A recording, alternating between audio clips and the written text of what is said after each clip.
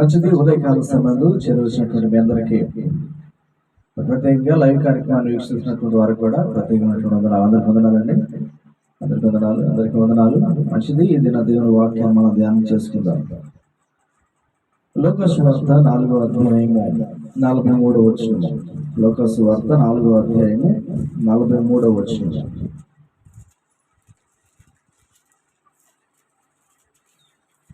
ఆయన 42 చదవగలరా? ఉదయమైనప్పుడు ఆయన బయలుదేరి అరణ్య ప్రదేశములకు వెళ్ళిన జన సమూహము ఆయనను వెదుకుచు ఆయన వద్దకు వచ్చి తమ్మును విడిచిపోకుండగా ఆపగా ఆయన, నేను ఇతర పట్టణములోనికి దేవుని రాజ్య సువార్తను ప్రకటింపవలనను, ఇందు నిమిత్తమే నేను పంపబడతానని వారితో చెప్పాను. దేవుని స్తోత్రం. హల్లెలూయా. ప్రార్థన చేసుకుంటాం. మహాపరిశుద్ధుడానికి వందనాలు తండ్రి. ఈ ఉదయకాల సమయంలో తండ్రి ప్రభా, ఆదివారం మొదటి ఆరాధనలో అయా మమ్మల్ని అందరినీ మీరు నడిపించి ఇంతవరకు నా తండ్రి మీరు మాకు తోడై ఉండి ఆరాధనలోను అయ్యా చక్కగా పాటలు పాడే విషయంలో ప్రార్థనలో తోడుగా నడిపించినందుకు నీకు వందనాలు. తిరిగినైనా ఈ సమయంలో వాక్యం ధ్యానించినట్టుగా మీరు మాతో మాట్లాడండి. మా హృదయానికి అవసరమైనటువంటి మాటలను మాకు అనుగ్రహించి మా జీవితాల్లో నా తండ్రి నూతనమైనటువంటి రీతికి మేము ఆశీర్వదించబడటానికి సహాయం చేయండి. నీ కృపా నీ సన్నిధి మాకు తోడుగా ఉంచి నీ జ్ఞానమును నీ అభిషేకమును మా మీద ఉంచి దీవించి ఆశీర్వదించమని మా ప్రభును ప్రియరక్షకుడు యేసుక్రీస్తు నామములో ప్రార్థించడానికి వేడుకొంచున్నాము తండ్రి. ఆమేన్. ఆమేన్. దేవునికి మహిమ కలుగును గాక. ప్రియ దేవుని సంగమా, జాగ్రత్తగా ఆలోచించండి. ఇక్కడ లోకాసు వార్త 4వ అధ్యాయము మనం చూసినట్లయితే యేసుక్రీస్తు ప్రభువారు సువార్త ప్రకటిస్తున్నటువంటి ఒక సందర్భాన్ని ఈరోజు మీకు జ్ఞాపకం చేస్తున్నాను. ఎందుకంటే ఈరోజు చాలా మంది యేసుక్రీస్తు ప్రభు అంటే అసలే నచ్చని విధంగా తయారైపోయారు. మీరు ఏదైనా చెప్పండి, మేము వింటాం, కానీ యేసు ప్రభు గురించి మాకు చెప్పబాకండి. మీరు ఏదైనా చెప్పండి, అది మేము వింటాం, కానీ యేసు గురించిన స్వార్థ మాకు చెప్పొద్దు. ఇది మా దేశంలో కాదు, అరాయి దేశ మతం, మాకు మీరు చెప్పొద్దు, మేము వినం. ఒకవేళ మీరు దాన్ని ఫాలో అయితే మీరు కూడా మా దేశం వాళ్ళు కాదు, మీరు పరాయి దేశం వాళ్ళు అనే విధంగా ఈ రోజున భయంకరమైనటువంటి వ్యాఖ్యలు, భయంకరమైనటువంటి కామెంట్స్ ఈ రోజు మనం వింటున్నాం. దేవుని సంగతి మరి జాగ్రత్తగా ఆలోచన చేద్దాం. అసలు ఎవరు యేసు ప్రభు? ఈయన ఉన్నటువంటి ప్రత్యేకత ఏంటి? యేసుక్రీస్తు ప్రభు వారి యొక్క స్వార్థను అడ్డుకోవడానికి గల బలమైనటువంటి కారణాలు ఏంటో ఈ రోజున మనం ఆలోచించగలిగితే, సరిగా దాన్ని చూడగలిగితే నిజంగా యేసుక్రీస్తు గురించినటువంటి సత్యాన్ని మనం గ్రహించిన వారు అవుతాం. హల్లెలూయా. ఇక్కడ చూడండి, ఒక సందర్భము లోకాసు వార్త 4వ అధ్యాయంలో యేసుక్రీస్తు ప్రభువారు ఉదయమైనప్పుడు ఆయన బయలుదేరి అరణ్య ప్రదేశములకు వెళ్ళును. జన సమూహము ఆయనను వెంబడించుచు ఆయనకు వచ్చి తమ్మును విడిచిపోకుండా ఆపగా ఆయన, నేను ఇతర పట్టణములలో దేవుని సువార్తను ప్రకటింపవలెను, ఇందు నిమిత్తమే నేను పంపబడదని వారితో చెప్పాను. దేవుడు సంగమ జాగ్రత్త. వాయిస్ అర్థం వినపడుతుందా? హమ్మింగ్ ఏమైనా వస్తుందా? ఒకసారి hallelujah, hallelujah, hallelujah. Hello, check my testing. Hallelujah. Right. జాగ్రత్తగా ఆలకించండి. యేసుక్రీస్తు ప్రభువారు మరి 4వ అధ్యాయంలో జరిగినటువంటి సందర్భాన్ని మనం ఆలోచన చేసినట్లయితే, ఆయన మరి పేతురు ఇంటికి వెళ్ళి ఆయన సువార్త ప్రకటించి పేతురు ఇంటికి వెళ్ళినప్పుడు అక్కడ వాళ్ళ అత్త జ్వరంతో బాధపడుతున్నప్పుడు ఆయన చేయి పట్టి ఆమెను లేపాడు, స్వస్థపరిచాడు. ఈ స్వస్థపరిచినటువంటి విధానాన్ని ఆ చుట్టుపక్కల ఉన్నటువంటి వారు కూడా గ్రహించి యేసు ప్రభు దగ్గరికి అనేకులుగా తరలి రావడం ప్రారంభించారు. అలా వస్తున్నప్పుడు ఆ ప్రభు వారు చేసినటువంటి కొన్ని మాటలను మనం ఒకసారి చదువుకుందాం. అదే 4వ అధ్యాయము 38వ వచనం చదువుతాం. ఆయన సమాజ మందిరం నుండి లేచి సీమోను ఇంటిలోనికి వెళ్ళెను. సీమోను అత్త తీవ్రమైన జ్వరముతో పడి ఉండెను గనుక ఆమె విషయమై ఆయన యొద్ద మనవి చేసుకొనిరి. ఆయన ఆమె చెంతను నిలబడి జ్వరము గద్దింపగానే అది ఆమెను విడిచెను. వెంటనే ఆమె లేచి వానికి ఉపచారం చేయసాగిన. సూర్యుడు అస్తమించుండగా నానా విధ రోగముల చేత పీడించబడుచున్న వారు ఎవరెవరి యొద్ద నుండి ఉండిరో వారందరూ ఆ రోగులను ఆయన యొద్దకు తీసుకుని వచ్చింది. అప్పుడు ఆయన వారిలో ప్రతి వారి మీద చేతులుంచి వారిని స్వస్థపరచెను. ఇంతేగాక దయ్యములు నీవు దేవుని కుమారుడు అని కేకలు వేసి అనేకులను వదిలిపోయాను. ఆయన క్రీస్తు అని వాటికి తెలిసిండు గనక ఆయన వాటిని గద్దించి వాటిని మాటలాడనీయలేదు. ఆ తర్వాత మనం చదివితే ఉదయమైనప్పుడు వాళ్ళు ఏం చేశారంటే యేసు ప్రభు వారు చేసినటువంటి కార్యాలు చూసిన వారు ఆయన్ని అక్కడి నుండి వెళ్ళిపోవటానికి ఆయన ఇష్టపడలేదంట. ఆయన ఉదయం లేచి బయలుదేరి మరో పట్టణంలోకి వెళ్తానికి బయలుదేరుతున్నప్పుడు ఆ పట్టణంలోని ప్రజలు యేసు ప్రభు వారు వెళ్ళిపోతున్నాడని వారందరూ కూడా ఆయన ఎక్కడికి వెళ్తే అక్కడికి ప్రయాణం వచ్చాయని మా ఊర్లోనే ఉంటుండయా అని చెప్పేసి అడ్డుపడుతున్నటువంటి సందర్భాన్ని చూస్తున్నాం. దేవుని సంగమా, ఈ రోజున దీనికి భిన్నంగా రోజులు ఉన్నాయి, దీనికి భిన్నంగా పరిస్థితులు ఉన్నాయి. యేసుక్రీస్తు ప్రభువారు పట్టణంలో ప్రవేశించినప్పుడు సమాజ మందిరంలో ఆయన బోధించాడు.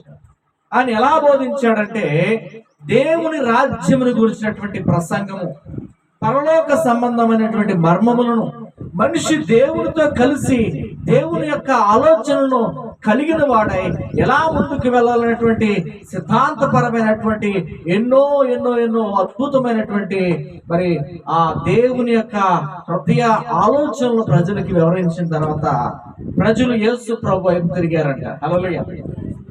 కానీ యేసు ప్రభు వైపు తిరిగినప్పుడు వారు చుట్టూనటువంటి వారిలో కొన్ని సమస్యలు ఉన్నాయి. ఏంటి ఆ సమస్యలు అంటే, ఒకటి రోగం, చెప్పండి, ఒకటి రోగము, రెండోది దయ్యాలు పట్టినటువంటి పరిస్థితి. జాగ్రత్తగా నాది. ఇప్పుడు పేతురు అత్త జ్వరంతో ఉంది. ఆమెలో ఏముంది? జ్వరం, అంటే ఆమెలో రోగం ఉంది. మరి ఇంకా ఆ ప్రాంతంలో అనేక రకాలైనటువంటి బలహీనతతో బాధపడుతున్నారు. వారిలో ఉన్నటువంటి అనారోగ్య సమస్యతో వాళ్ళు మరి బయటికి రాలేని స్థితిలో ఉన్నటువంటి పరిస్థితిని అక్కడ మనం చూడవచ్చు. ఇప్పుడు యేసు ప్రభు వారు వెళ్ళి పేతురు అత్తను స్వస్థపరచడానికి వెళ్ళినప్పుడు, ఎందుకంటే అక్కడికి వచ్చాయా ఆమె అస్వస్థతతో ఉంది, స్వస్థపరచడానికి వాళ్ళు అడిగినప్పుడు ఆయన వెళ్ళి ఆమెను స్వస్థపరిచినప్పుడు ఆ స్వస్థత పొందిన ఆమె లేచి వెంటనే ఉపచారం చేయడం ప్రారంభించిందంట. హల్లెలూయా. ఏం చేయడం ప్రారంభించింది? ఉపచారం అంటే పరిచయం చేస్తున్నప్పుడు యేసు ప్రభు వారికి మరి భోజనం పట్టియటము, లేకపోతే వచ్చిన వాళ్ళందరూ కూడా చక్కగా చూసుకోవటము, అప్పుడు దాకా మనసులో ఉంది. ఈరోజు చాలా జాగ్రత్తగా ఆలోచన చేయండి.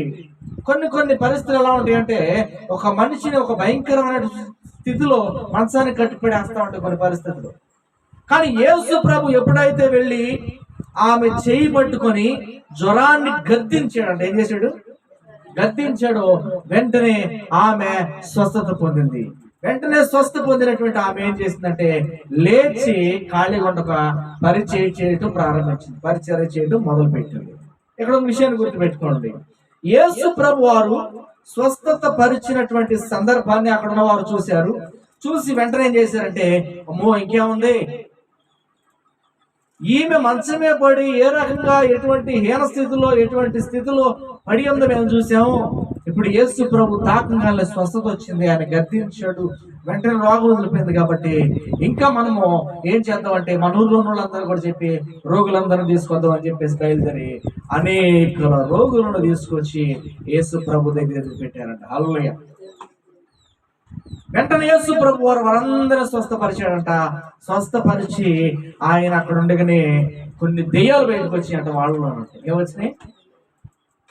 ఈ రోజుల్లో కొంతమందికి దెయ్యాలు పట్టేవాళ్ళు ఉన్నారు. రోగం ఎట్ట వచ్చింది అంటే, ఒకటి, ఒక మనిషి పాపము చేసినప్పుడు ఆ పాపము ద్వారా కలిగినటువంటి రుచి రోగంగా బయటపడవచ్చు. ఒకడు తాగొద్దురా తాగొద్దురా తిరగొద్దురా అని ఎన్నిసార్లు చెప్పినా వినకపోతే కొన్నిసార్లు దాని ఎఫెక్ట్ రోగులా మనల్ని చూపించవచ్చు. ఇప్పుడు రోగం పట్టినటువంటి స్థితిలో, కట్టబడిన స్థితిలో ఉన్నటువంటి స్థితిని ఆ రోజున వారు ఏం చేశారంటే ఎరిగి యేసు దగ్గర తీసుకురాగానే ఇప్పుడు యేసు ప్రభు వారు అక్కడ స్వస్థపరుస్తుంటేనే ఈ దయ్యం పట్టిన లేచి ఓ దేవుని కుమారుడా అని చెప్పడం మొదలుపెట్టినాయి అంట. అంటే ఏం చేస్తున్నాయి ఇక్కడ? మతలబు చేస్తున్నాయి. ప్రభు వారిని గణపరిస్తే మనల్ని ఏమనలే, మెచ్చుకుంటాడులే, మన జోలికి రాళ్ళు అనుకుంది. కానీ వాటిని మాట్లాడలేకుండా ఆయన గద్దించాడంట. హల్లెలూయా. ఇప్పుడు ఎవరు దెయ్యం పట్టిన వాళ్ళు తేవడతారు మీరు? ఏ పేరు ఎక్కడ వచ్చినట్టు ఏం చేద్దంటే మొదలు పెట్టింది. ఏం మొదలు పెట్టిందంటే నీకు తెలియని సంగతులు, నీకు తెలిసిన సంగతులు రెండింటిని కలిపేసి నీ పక్కింటి మీద ఎవరి మీద అయితే నీకు ద్వేషం ఉందో వాళ్ళ కుటుంబంలో నుండి నేను వచ్చానని చెప్పేసి మీకు వైరం పెట్టి ఏం చేస్తుంటే వెళ్ళిపోతుంది. హల్లెలూయా.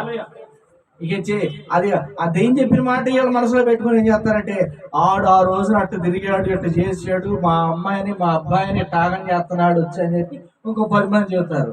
నిజం ఎవడు తొందరగా చెప్పడు కానీ అబద్ధాన్ని మాత్రం ప్రచారం చేసి ఊరంతా పాకిస్తారు. హల్లెలూయా.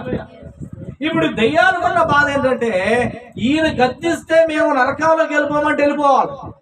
కాబట్టి భలే పని చేసాడు, అనవసరంగా వచ్చి మా జీవనాన్ని, మాకున్నటువంటి ఆధారాన్ని పోగొట్టాడని అవి కూడా యేసు ప్రభు వారి మీద వ్యతిరేకత చూపించడానికి ప్రారంభిస్తున్నాయి అంట. హల్లెలూయా. ఒక విషయాన్ని గుర్తుపెట్టుకోండి, ఈ రోజున వ్యక్తిగత జీవితం, ఆత్మీయమైనటువంటి జీవితం ఈ రోజున 2 రకాలైనటువంటి మార్గాల గుండా వెళ్తుంది. ఒకటి జీవన సంబంధమైనటువంటి ఈ లోకంలో ఉన్నటువంటి ఆచార సంప్రదాయాలను బట్టి వెళ్తా ఉంటుంది ఒకటి. రెండోది వీటిని మించినది దైవ సంబంధమైనది, నీతియుక్తమైనది, పరలోకం చేరుకోవాలన్నటువంటి సందర్భం కలిగి వెళ్తా ఉంటుంది రెండోది. హల్లెలూయా. ఒకటే ఉంది మనస్సు, కానీ 2 తలంపులు ఉన్నాయి.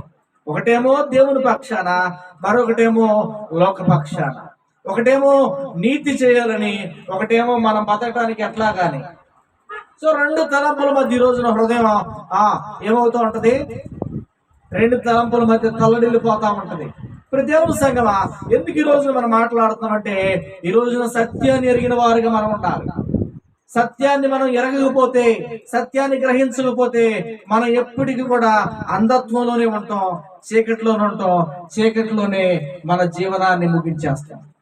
అలా కాదు, వెలుగు అనేది ఉంది, సత్యం అనేది ఉంది, దేవుడు అనేవాడు ఉన్నాడు అని వెతకాలన్నటువంటి ఆశపడిన వాళ్ళైతే ఖచ్చితంగా ఈ మాటలు జాగ్రత్తగా వినండి. యేసు ప్రభు ఆ ఊర్లోకి వచ్చినప్పుడు 2 పనులు చేశాడు. ఒకటి రోగులను స్వస్థపరిచాడు, రెండవది దయ్యాల్ని వెళ్ళగొట్టాడు. ఈ రోజున మనిషి స్వార్థప్రియుడు అయిపోయాడు. ఏమైపోయాడు? స్వార్థప్రియుడు అంటే ఏంటి? స్వార్థంగా పనిచేయడం ప్రారంభించాడు. ఇప్పుడు మనిషిలో ఉన్నటువంటి స్వార్థం తన వ్యక్తిగతమైతే బాధలేదు, తన వ్యక్తిగతమైతే ప్రాబ్లం లేదు. ఎందుకంటే చాలా మంది వ్యక్తిగతంగా స్వార్థం ఉంటుంది, నాకే రావాలి, నాకే కావాలి అనే స్వార్థం ఉంటుంది. అలా కొంతవరకే వారికి నచ్చింది చేసుకుంటూ ఉంటారు, కానీ ఆడవరకు కొంచెం బ్యాలెన్స్ గా ఉంటది. ఈ స్వార్థ స్థాయి పెరిగిపోద్ది. ఎలా పెరిగిపోద్ది అంటే ఇదిగో ఇక నేనే ఉండాలి, ఇంకోటి ఉండటానికి వీల్లేదు, నేను చెప్పిందే చేయాలి, ఇంకోటి చేసేదానికి వీలు లేదు. ఇప్పుడు దయ్యాల చేత, దురాత్మల చేత, భయంకరమైనటువంటి రోగాల చేత కట్టబడినటువంటి స్థితిలో ఉన్నటువంటి వ్యక్తిని ఈ మతాధిపతులు ఎవడు కూడా అక్కడ కూడా వచ్చి కనికరించలా, ఒకడు కూడా ముట్టుకోవాలా, ఒకడు కూడా స్వస్థపరచలా, వీళ్ళట్లే పడి వాళ్ళ మంచాల మీద చచ్చిపోతున్నారు కానీ ఎవడు పట్టించుకోవాలా. హల్లెలూయా. ఇప్పుడు పేతురు ఉన్నటువంటి స్థానాన్ని కనుక మనం చూస్తే, పేతురు బేత్సవాడు గనక, అతను చేపలు పట్టేవాడు గనక ఆడ ఎలలోకి ఎవడు వెళ్ళవాడు. పేతురు ఇంట్లోకి ఎవరో వీళ్ళు తక్కువ జాతోళ్ళు దగ్గరికి పెద్ద కొలుపుళ్ళు వెళ్ళకూడదు. ఇంత ఏమైపోతే 7 దాళ్ళకి అంటింది, వాళ్ళు అంటింది కాబట్టి మళ్ళీ కడుక్కోలేసి రావాలి. అందుకని ఎవరు మాట్లాడడం. అందుకని పేతురు అత్త జ్వరంతో బాధపడుతున్నప్పుడు ఆ దేవాలయంలో ఉన్నటువంటి ఏ పండితుడు వచ్చి ఆమె కోసం ప్రార్థన చేయలేదు, ఏ పండితుడు దిగి వచ్చి వాళ్ళ కోసం వైద్యం అందించలా. వాళ్ళు అట్టే రోగాల్లో పడి అట్టే అలమటించిపోతున్నారంట. దీన్ని సరిగ్గా కొన్ని వందల సంవత్సరాలు వెనకెళ్తే భారతదేశంలో కూడా ఇటువంటి పరిస్థితి. ఎటువంటి పరిస్థితి అంటే భయంకరమైనటువంటి అండరానితనం, అస్పృశ్యత, భయంకరమైనటువంటి స్థితిలో ఇదిగో గుళ్ళకి గోపురాలకు దూరం పెట్టి కనీసం నీళ్లు తాగడానికి కూడా ఆంక్షలు పెట్టి నడవటానికి కూడా ఏంటంట, మీ కాళ్ళు ముద్రలో మాకు కనపడితే మాకు ఏమొచ్చింది, అరెస్ట్ వచ్చింది అనే విధంగా ఎన్నో భయంకరమైనటువంటి కట్లు కట్టుకున్నటువంటి పరిస్థితిలో మనం చరిత్రలో చూడవచ్చు. ఇప్పుడు చరిత్ర తెలియదు కదా, ఇప్పుడు అందరూ ఒకటే తిరుగుతున్నాం కదా అని చెప్పేసి ఇవి మర్చిపోయి ఉండొచ్చేమో, కానీ దీన్ని అన్యాయపు స్థితిలో అనుభవించినటువంటి ఎన్నో జీవితాలు ఉన్నాయి. హల్లెలూయా. ఈ పేతురు ఇంట్లోకి వెళ్ళకూడదు. ఇప్పుడు యేసు పేతురు ఇంట్లోకి వెళ్ళాడంట. హల్లెలూయా. యూదుడైన వాడు ఈ యొక్క బ్యాక్స్ వాళ్ళ ఇంట్లోకి వెళ్ళి అన్నం తినకూడదు, వాళ్ళతో సహవాసం చేయకూడదు, వాళ్ళతో ఏమాత్రం కూడా ఇచ్చిపుచ్చుకోకూడదు. అలాంటిది యేసు మతాధిపతులను ధిక్కరించి అతని ఇంట్లోకి వెళ్ళి ఆమె అత్త చేయి పట్టుకున్నాడు. ఏం పట్టుకున్నాడు? అలా ముట్టకూడదు కదా, కానీ యేసు ఆమెను ముట్టి ఆమెను స్వస్థపరిచాడు. హల్లెలూయా.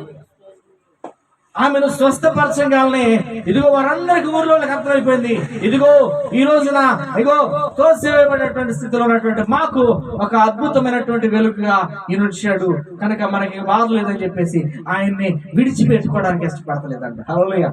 అందుకని యేసు అరణ్యంలోకి వెళ్తే వీళ్ళు అరణ్యంలోకి వచ్చారంట. ఎక్కడికొచ్చారు? ఒకసారి చదువుతాం సార్ అన్నమాట. ఉదయం అయినప్పుడు ఆయన బయలుదేరి అరణ్య ప్రదేశాలకు వెళ్ళెను.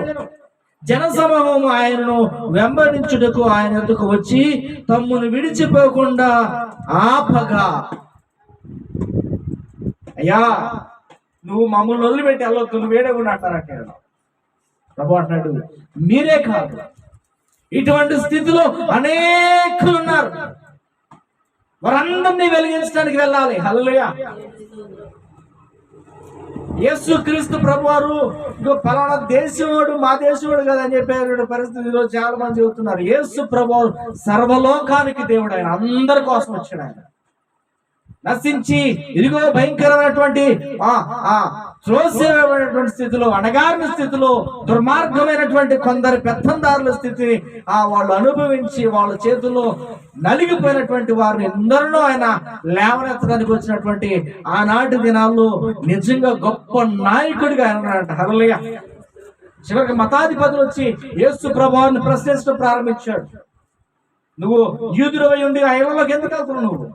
నువ్వు యూదుడవై ఉండి వాళ్ళు ఎట్లా ముడుతున్నావు? నువ్వు యూదుడవై ఉండి పాపులతో స్నేహం చేస్తున్నావు, నువ్వు యూదుడవై ఉండి నీకు ఎలాగ నీకు వాళ్ళతో పాటు నువ్వు ఉండగలుగుతున్నావు అని చెప్పేసి అంటే, ఇదిగో యేసు సర్వోన్నతుడైన దేవుని కుమారుడిగా ఆయన తను తాను బయలుపరుచుకోవడానికి ఆయన చెప్పింది ఏంటంటే, నేను నువ్వు తండ్రి ఏకమై ఉన్నాం, నన్ను చూసిన వాడు తండ్రిని చూసినట్లే ఇదిగో నేను అందరి కోసం వచ్చాను. అందుకే యేసుక్రీస్తు ప్రభువారు అందరి దేవుడు అని రాస్తారట. హల్లెలూయా. ఇప్పుడు సమస్య వచ్చింది ఎవరికయ్యా అంటే మతాధిపతులకి. ఏంట్రా ఎంతసేపు జనాల్లోకి వెళ్ళిపోతున్నాడు, బాగా ఇదైపోతున్నాడు, ఎట్టగొట్ట ఆయన లేపెత్తే మన పని అయిపోతే ఉన్న పేడ వదిలిపోద్దాం అనుకున్నారు. యేసు ప్రభువుని చంపడానికి ఆనాటి నుండి వాళ్ళు ఏం చేశారంటే రాజకీయం చేయడం ప్రారంభించారు. ఏం చేశారు? ఎట్టగొట్ట వాళ్ళు లేపెత్తే ముందు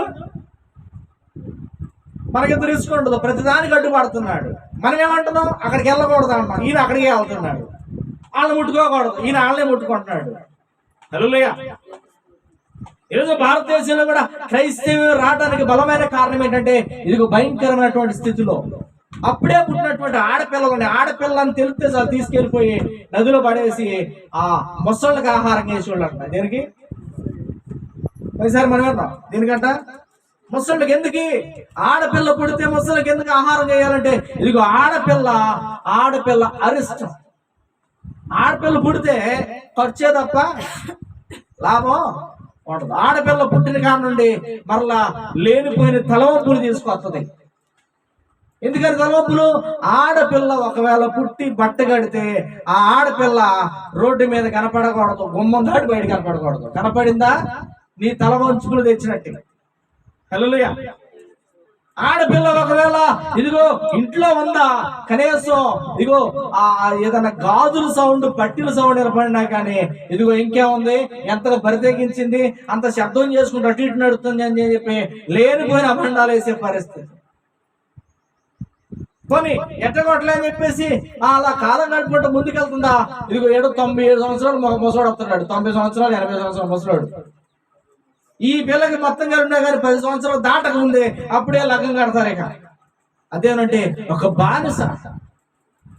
అప్పట్లోనంట ఒక మనిషి దాదాపు రోజుకి 23 పెళ్లి చేసుకున్నాడంట. 23 పెళ్లి చేసుకున్నాడంట. 23 పెళ్లి ఎట్ట అంటారేమో.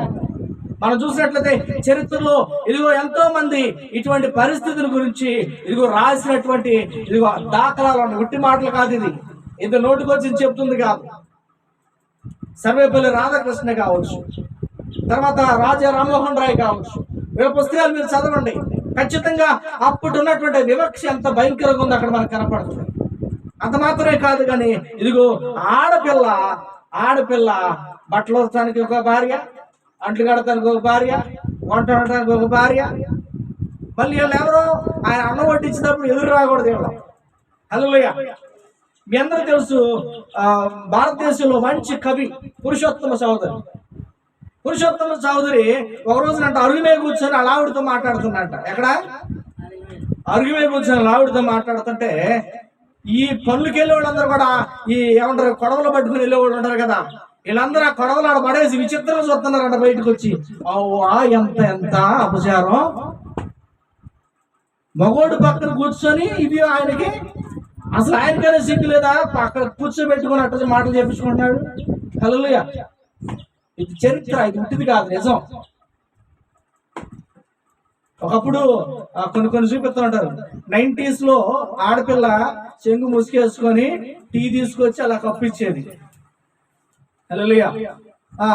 90s 50s లోకి వచ్చేసరికి ఆ చెంగు తీసుకొచ్చేసి టీ తీసుకొచ్చేస్తున్నట్టుగా, ఆ తర్వాత ఇద్దరు కలిసి కూర్చొని టీ తాగుతున్నట్టుగా, ఇప్పుడు మగవాళ్ళు టీ పెట్టుకొచ్చేస్తున్నట్టుగా.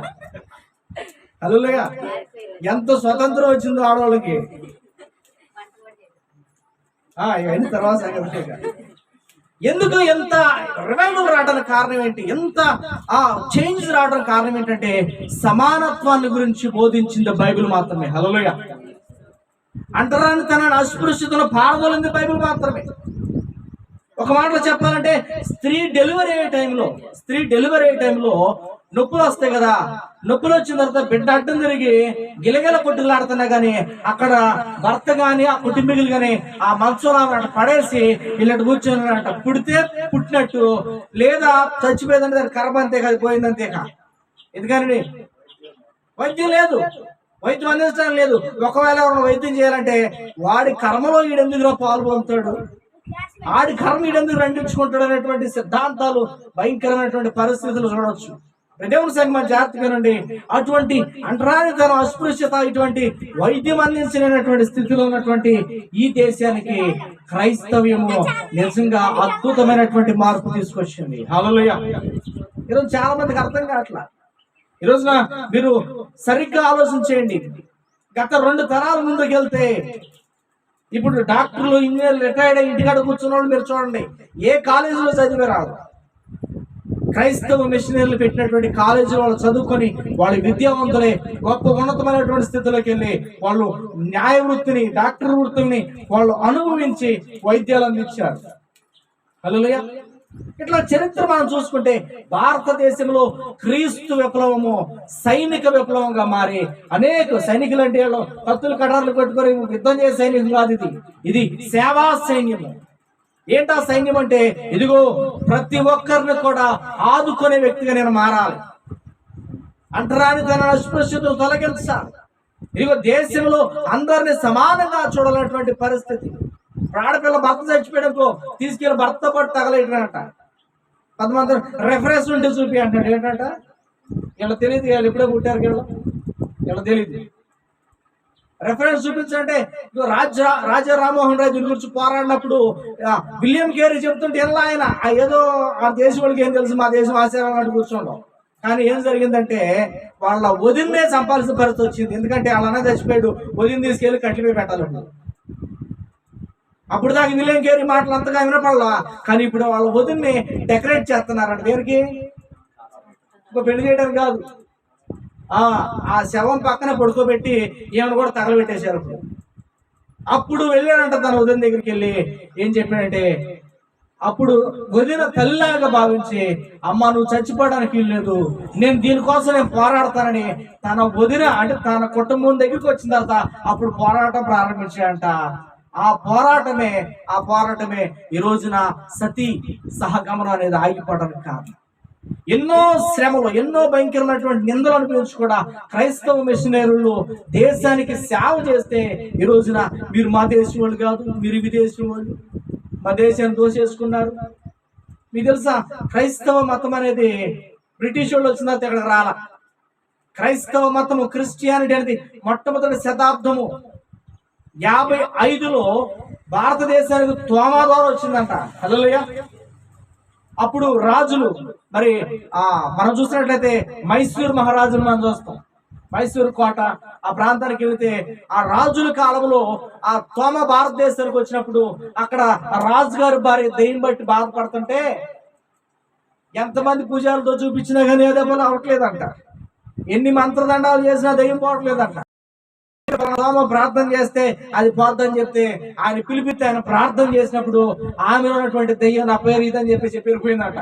సముద్రంలో ఉండేటటువంటి దెయ్యం అంట చెప్పేసి అది పోయిన తర్వాత రాజుగారి భార్య స్వస్థ పొందిందని, రాజుగారి కుమార్తె కూడా స్వస్థ వచ్చిందని అప్పుడు క్రైస్తవ మతాన్ని ప్రచారం చేసుకోవడానికి రాజు ఆజ్ఞాపించాడు.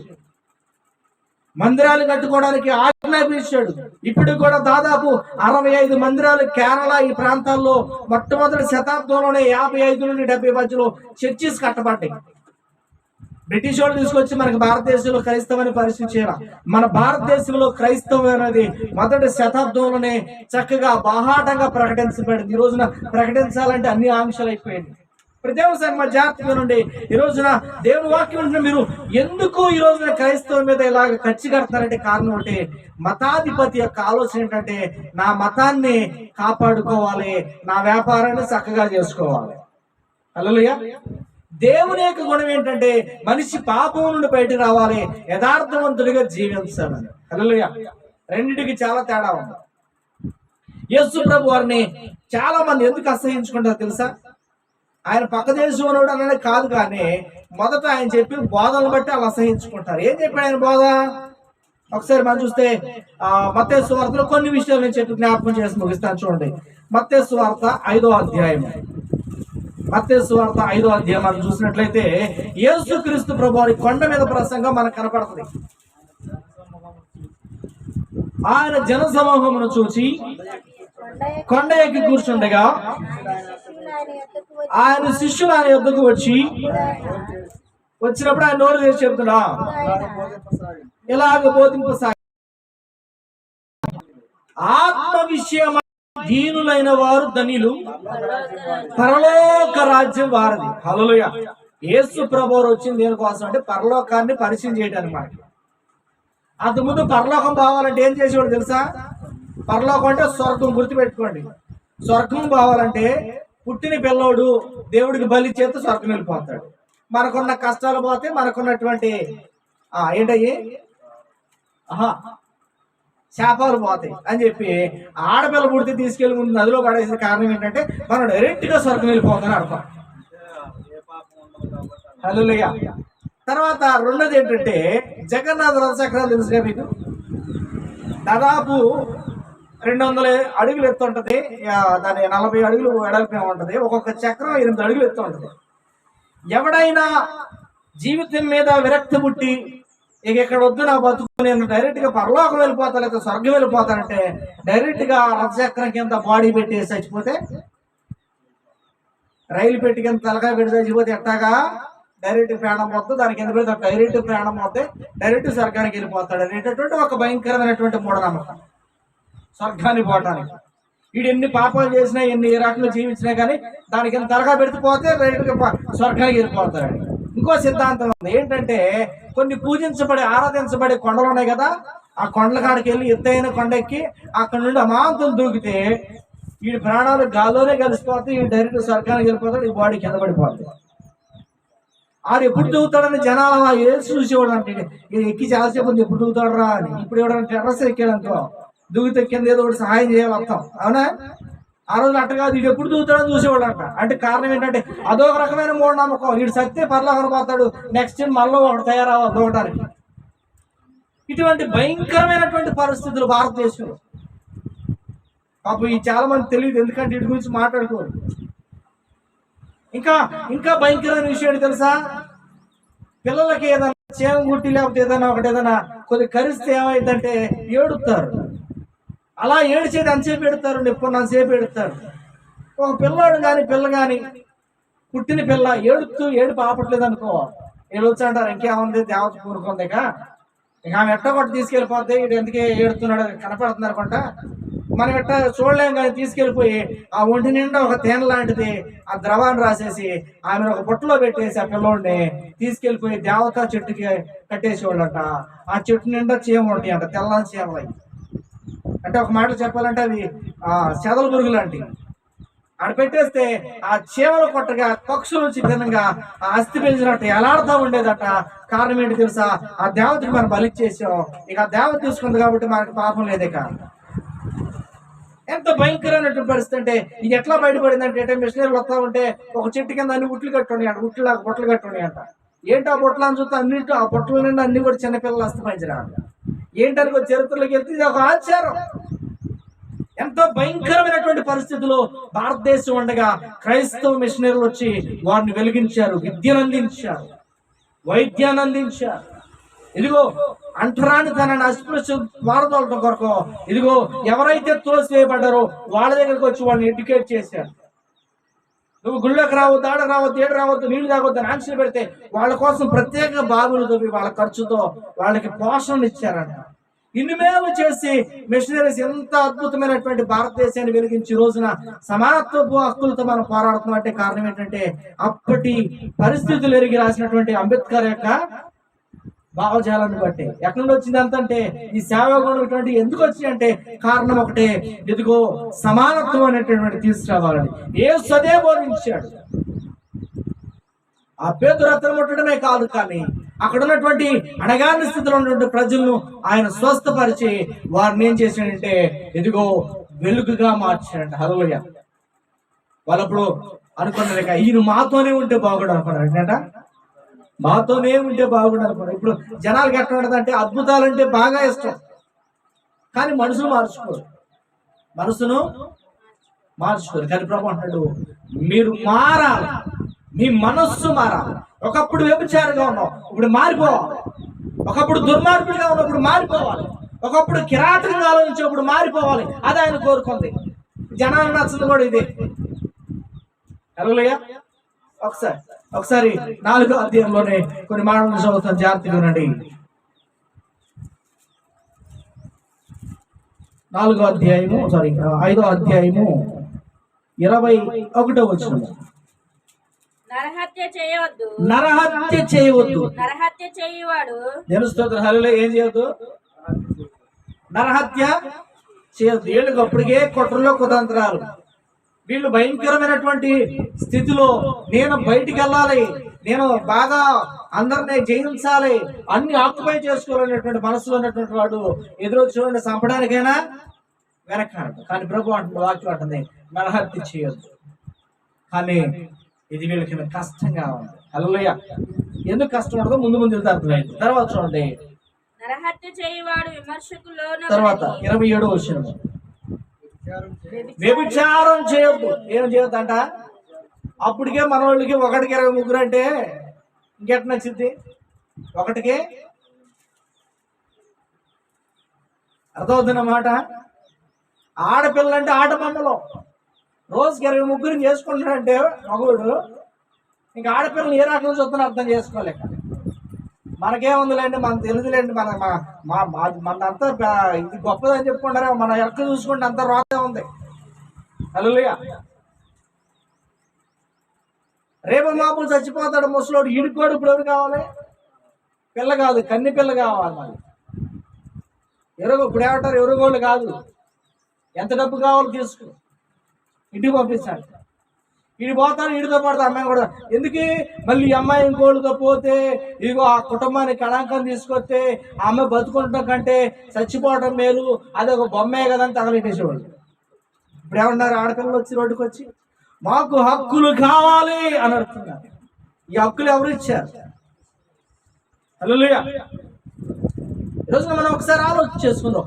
బైబిల్ మనిషిని వెలిగించింది. బైబిల్ మనిషికి విద్యాబుద్ధులు నేర్పించి దైవ సంబంధమైనటువంటి గుణాల్లోనికి ఒక వ్యక్తి ఎలా బ్రతకాలో నేర్పించింది. వ్యభిచారం చేయొద్దంటే లేవో ఈ బ్యాచ్కి ఏంటంట, లేచి కానుడు ఇదే పని, కనపడిన అమ్మాయినల్లా ఇది చేయటమే.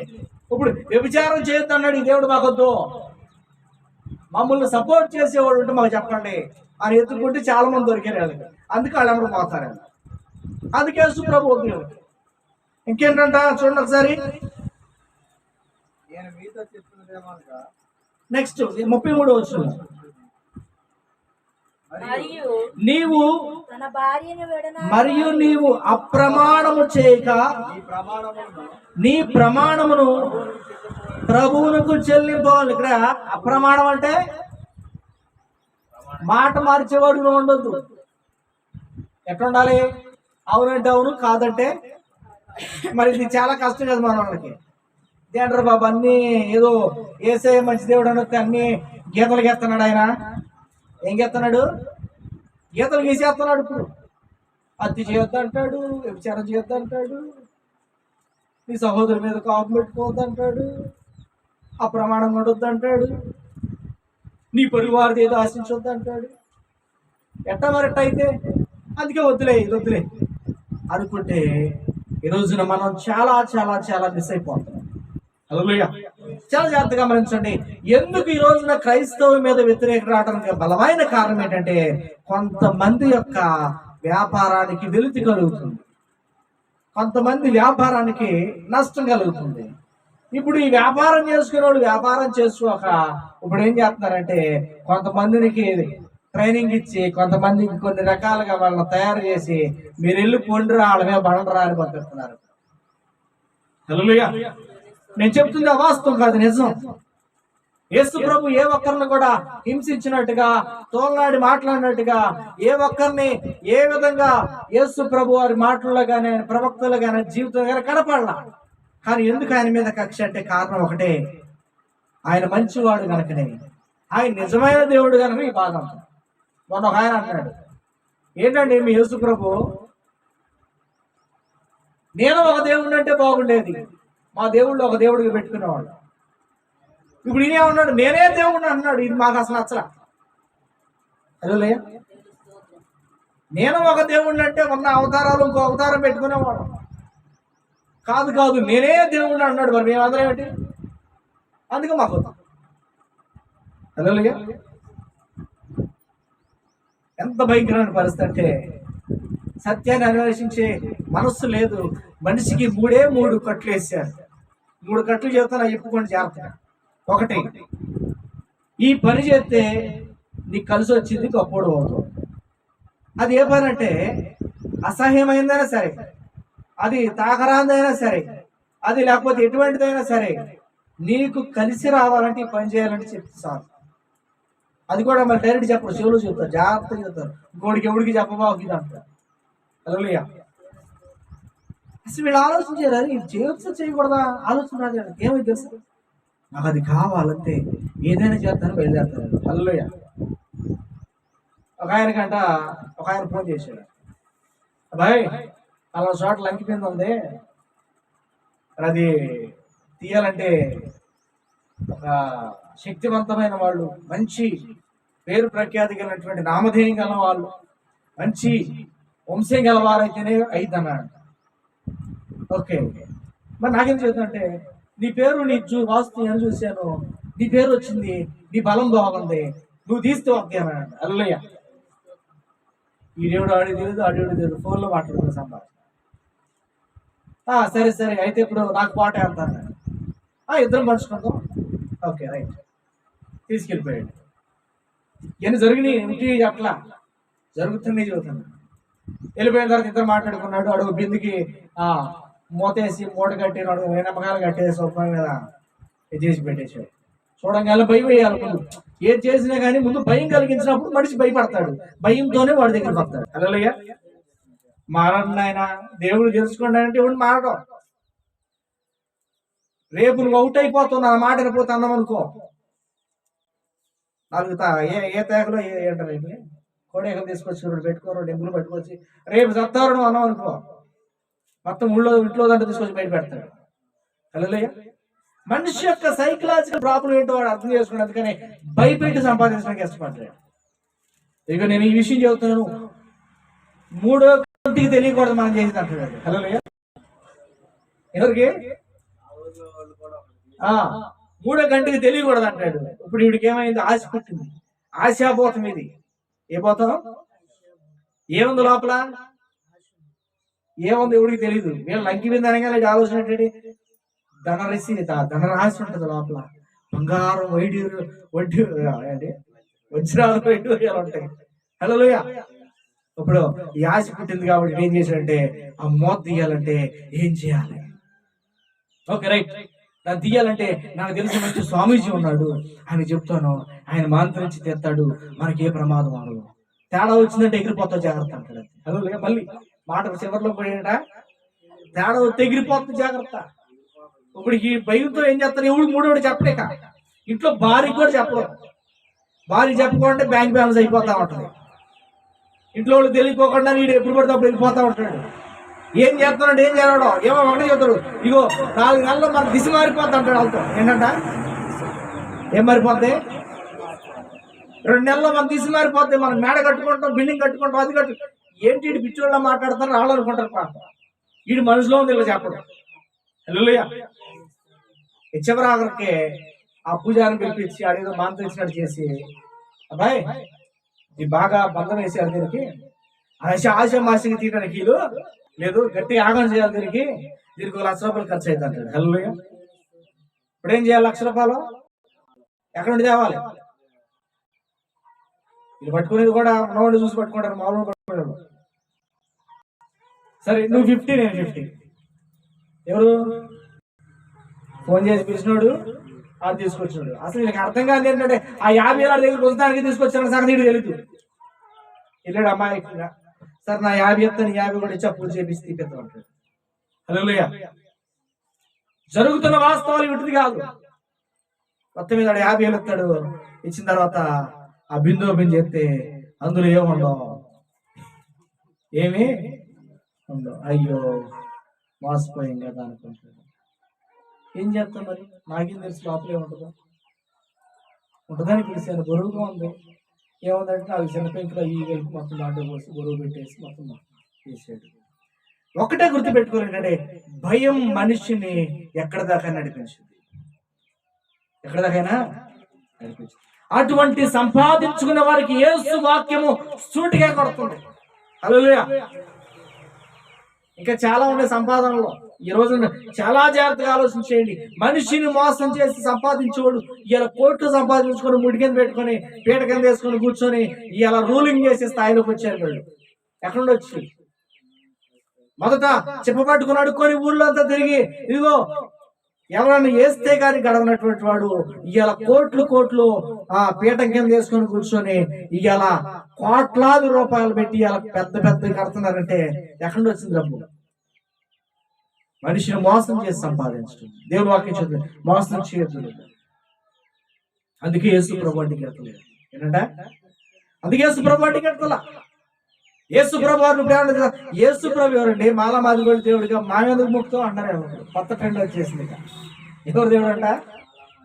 బ్రిటిష్ వాళ్ళది అయిపోయింది. ఆ బ్రిటిష్ వాడు అని చెప్పేసి అయిపోయింది. ఇప్పుడు తక్కువ క్యాస్ట్ వాళ్ళుగా మన పెద్దవాళ్ళుగా వెళ్ళకూడదుగా అంటున్నారు. హల్లెలూయా. ఉందా బైబిల్ ఎడగా? మాయ చేస్తారు. అంటే ఏంటంటే అందితే చుట్టూ, అందకపోతే ఏదో రకంగా ఆయన లోపల రానికూడదు. ఆయన గురించి విజ్ఞానం మనిషికి వచ్చిందంటే మనిషి యొక్క మనుగడేంటో తెలిసింది, ప్రపంచ చరిత్ర తెలిసింది, ఇదిగో మానవ మనుగడలో దేవుని యొక్క పాత్ర ఏంటో తెలిసింది. దైవ సంబంధమైన వ్యక్తిగా మారిపోతే ఇక మనకు రావు. కాబట్టి ఆయన లోపల రానియొద్దని అనేకమైనటువంటి అడ్డుబాటలు వేస్తున్నారు. కనుక ప్రియ దేవునికి సంఘమా, క్రైస్తవ సంఘమా, ఇదిగో ఈ వాక్యం పెట్టినప్పుడు మీరు గమనించండి, యేసు ప్రభు వారిని మీ వద్ద ఉంచుకోవడానికి ప్రయత్నం చేయండి. హల్లెలూయా. వాళ్ళు ఏమన్నారంట? చదువు మళ్ళీ మాట. లోక సువార్త 4:42. ఉదయమైనప్పుడు ఆయన బయలుదేరి అరణ్య ప్రదేశమునకు వెళ్ళెను. అరణ్య ప్రదేశములకు వెళ్ళెను. జనసమూహము జన సమూహము వెతుకుచు ఆయన్ని వెదుగుచు ఆయన యొద్దకు వచ్చి ఆయన యొద్దకు వచ్చి తమను విడిచిపోకుండా ఆపగా దేవస్తోత్ర హల్లెలూయా. ఈరోజు యేసు ఎవరి ఇంట్లో ఉంటాడు, వారి ఇంట్లో శాంతి సమాధానాన్ని దేవుడు నెలకొల్పుతాడు. హల్లెలూయా. మనము యేసు సిద్ధాంతాలు మనలో ఉండాలి. యేసు ప్రభు అంటే యేసు ప్రభు మాటలు మనలో ఉండాలి. కొంతమంది భక్తి చేస్తారు. ఎట్లాంటి భక్తి చేస్తారంటే యేసు ప్రభు మా దేవుడేనండి అంటారు వీళ్ళు. కానీ యేసయ్య మాట ఒకటి ఉండదు లోపల. ఏముండదు, అంత లోకం ఉంటుంది. పేరుకి మాత్రం యేసయ్య ఫోటో పెట్టేసుకుంటారు, యేసయ్య మా దేవుడు అంటారు. దానివల్ల ఉపయోగం లేదు. యేసు ప్రభు వారు నమ్ముకోవటం అంటే యేసు ప్రభు వారి యొక్క భావజాలం మనలోకి రావాలి. హల్లెలూయా. ఆయన ఏమేమి మాట్లాడాడు, ఏమేమి ప్రసంగం చేశాడు, ఆయన యొక్క మాటల ఉద్దేశం అంటే ఎరిగిన వారికి మనం ఉండాలి. ఆయన స్వరూపంలోకి మార్చబడేది. హల్లెలూయా. అప్పుడు మనం వర్ధిల్లుతాం, అప్పుడు మనం వెలిగించబడతాం, అనేకులకు ఇచ్చేవారిగా ఉంటాం, అనేకులకు ఆశీర్వాదకరంగా ఉంటాం. హల్లెలూయా. అటు కృప దేవుడు మనందరికీ అనుగ్రహించిన కనుక ఆమేన్ ఆమేన్. ప్రార్థన చేసుకుని తల వంచి కళ్ళు మూసుకోండి. మహాపరిశుద్ధురానికి వందనాలు తండ్రి. ఇద్దరం వాక్యం ద్వారా మీరు మాతో మాట్లాడిన ప్రతి మాటను బట్టి వందనాలు. నిజమే తండ్రి, క్రైస్తవ జీవితాల్లో ఎంతటి సంతోషం, ఎంతటి అద్భుతమైనటువంటి స్వాతంత్ర్యం కేవలం నీ ద్వారానే మాకు కలిగింది తండ్రి. భారతదేశ చరిత్రను వెనక్కి తిరిగి చూసాం ప్రభు. మేము ఎటువంటి స్థితిలో ఉన్నటువంటి వారిగా ఉంటే క్రైస్తవ మిషనరీలు మమ్మల్ని ఎంతగా వెలిగించారు మేము తెలుసుకుని ఉన్నాం. ముఖ్యంగా పేతురు అత్త ఇంట్లో నువ్వు చేసినటువంటి అద్భుతాలు, ఆశ్చర్యకారులు, స్వస్థతలు, దయాలను వెళ్ళగొట్టడం, ఇవన్నీ చూసినప్పుడు నా తండ్రి ప్రభా అయ్యా నిజంగా సర్వశక్తి కలిగినటువంటి దేవుడు మేము ఎరిగి ఉన్నాం తండ్రి. నిజంగా ఈ రోజున అపవాది అనేక రంగాల్లో నీ సేవను, నీ యొక్క నా తండ్రి ప్రభా పరిచర్యను, నీ యొక్క నా తండ్రి ప్రభా బిడలను ఎంతగానో వేధించడానికి బయలుదేరుతున్నాడు. కానీ నీకు అసాధ్యమైన కార్యం అంటే ఏమి లేదు తండ్రి. మనుషులు విజ్ఞానవంతులు చేయండి, వారి మనోనేత్రాలు తెరవండి, వారి బుద్ధిని వెలిగించండి, సత్యాన్ని తెలుసుకుని కృపను అనుగ్రహించండి. ఈ ఉదయకాల సమయంలో వాక్యం ఉన్నటువంటి మాలో నీ ఆత్మ నుంచి, నీ పరిశుద్ధ ఆత్మ అభిషేకం నుంచి నీలో బహుబలంగా మమ్మల్ని నా తండ్రి ప్రభు స్థిరపరచుకున్నాడు.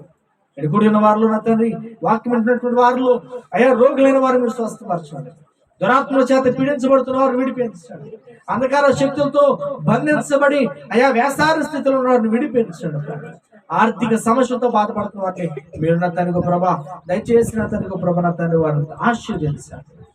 నీ కృపానిసని తోడుకొచ్చుకొని చేరువచ్చినటువంటి బిడ్డలను బట్టి, వీక్షిస్తున్నటువంటి వారందరిని బట్టి నీకు వందనాలు తెలియజేస్తూ మా ప్రభువు ప్రియ రక్షకుడైన యేసుక్రీస్తునామములో ప్రార్థించడి వేడుకొంచున్నాము తండ్రి. ఆమేన్ ఆమేన్ ఆమేన్. దేవుని స్తోత్రం. హల్లెలూయా. అందరికి వందనాలండి, అందరికి వందనాలు. అసలు ఎవరు ఆన్ చేయలేదా ఫోను? ఎత్తేసారా